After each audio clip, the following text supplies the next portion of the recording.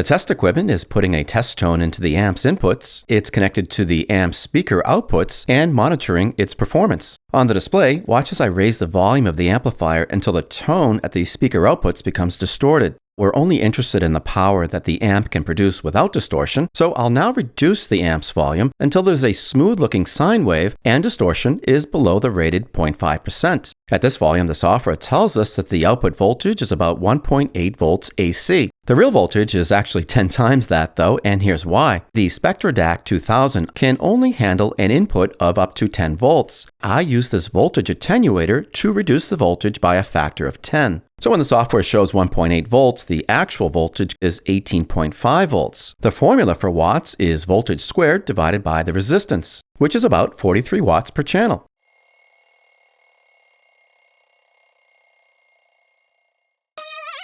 Looking for a shiny new gadget for your bench? Some good books on electronics, vintage hi-fi or old radios? Indispensable tools, cleaners, or other products? Check out my new Amazon shop and help the channel. Lots of great products I actually own, use, and recommend, plus my thoughts on each one. Link in the description. To stay updated, please subscribe to my channel and click the bell to receive notifications when I release new videos. And if you like this video, give it a thumbs up. I'll see you soon.